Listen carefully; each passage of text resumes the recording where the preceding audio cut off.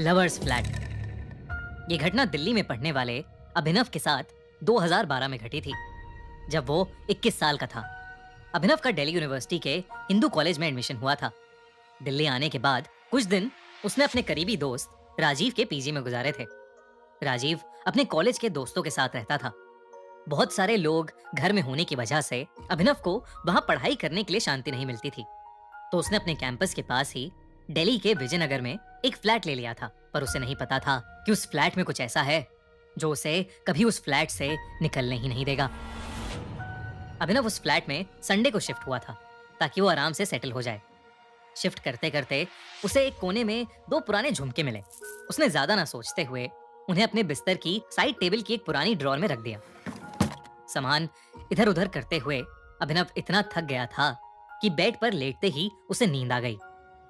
उसकी आंख लगी ही थी कि तभी उसको अपने कान के एकदम पास एक लड़की के रोने की आवाज आने लगी। धीरे धीरे वो आवाज बढ़ने लगी और फिर अचानक बंद हो गई।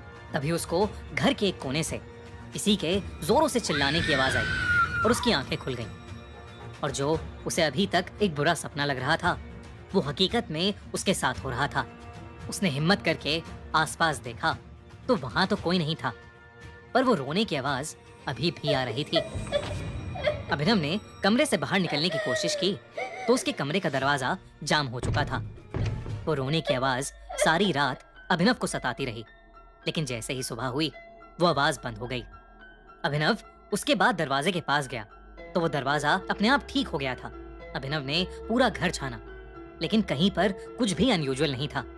सब एकदम ठीक था, क्योंकि रात में अभिनव की नींद पूरी नहीं हुई थी, तो वो बाहर निकलकर सोफे पर ही जाकर सो गया।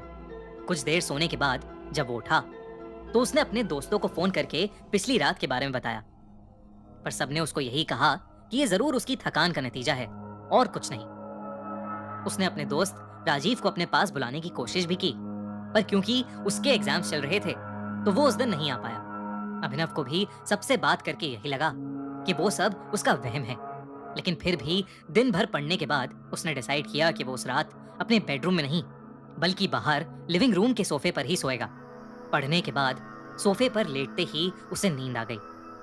कई घंटे बीत गए पर कुछ नहीं हुआ। तभी अचानक से अभिनव को वही रोने की आवाज सुनाई दी और उसको ऐसा महसूस होने लगा जैसे कोई उसको खींच रहा है।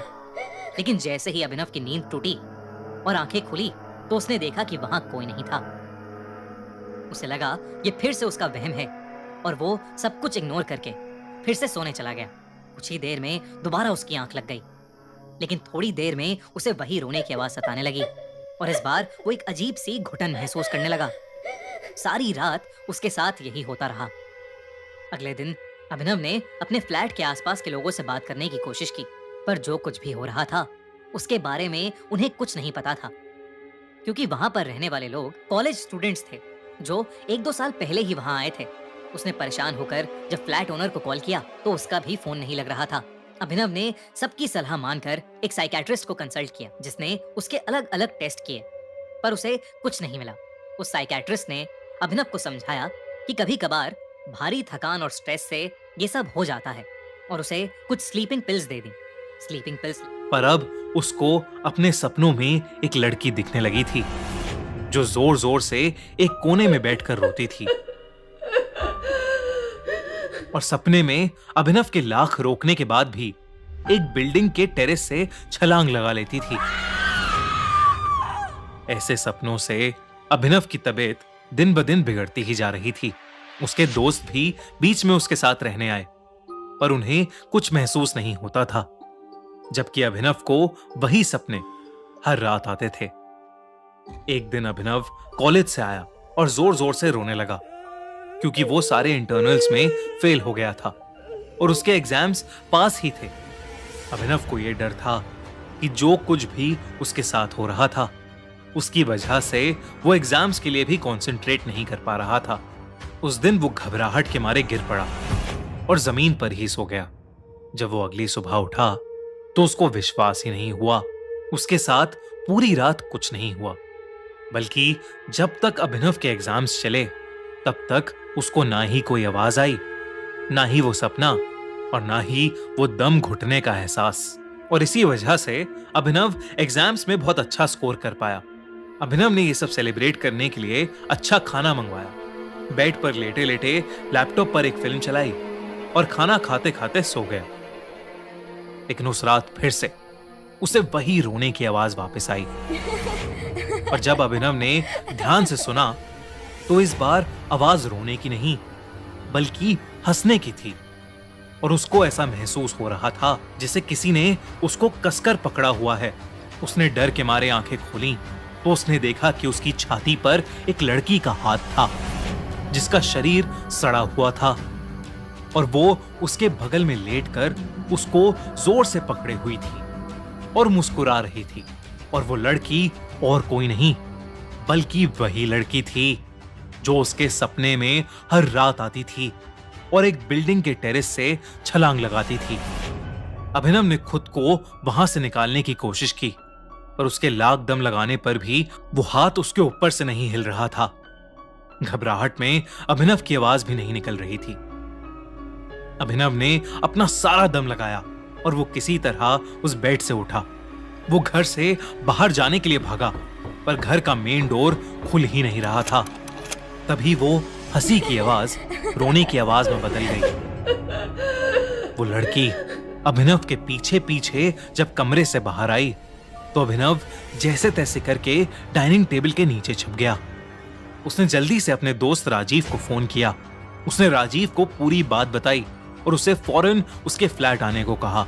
अभिनव भगवान का नाम लेते हुए बस यही प्रार्थना कर रहा था कि वो किसी तरह बच जाए।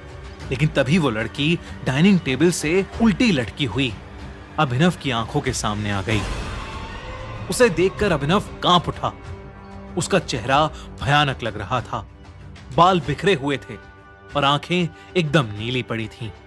उस लड़की के कान में वही झुमके थे जो अभिनव को फ्लैट की सफाई करते समय मिले थे। जब राजीव अभिनव के फ्लैट पहुंचा तो उसने देखा कि अभिनव लिविंग रूम में नीचे गिरा पड़ा था और वो बुरी तरह जख्मी था। राजीव तुरंत अभिनव को हॉस्पिटल ले गया। अभिनव को बहुत चोट लगी थी लेकिन जब उसे होश आया तो अभिनव ने राजीव को बताया कि उस लड़की की आत्मा अभिनव को प्यार करने लगी है और वो उसका पीछा कभी नहीं छोड़ेगी। अभिनव हॉस्पिटल में धीरे धीरे रिकवर हो रहा था लेकिन एक रात खबर आई कि अभिनव ने हॉस्पिटल बिल्डिंग के टेरेस से कूदकर अपनी जान दे दी है और लाश के साथ 2 झुमके भी पाए गए हैं। राजीव को कभी समझ नहीं आया कि अभिनव दिमागी रूप से बीमार था या सचमुच उस लड़की की आत्मा ने उसके साथ ये सब किया था। खैर जो भी हो, उसने अपने जिगरी दोस्त को हमेशा हमेशा के लिए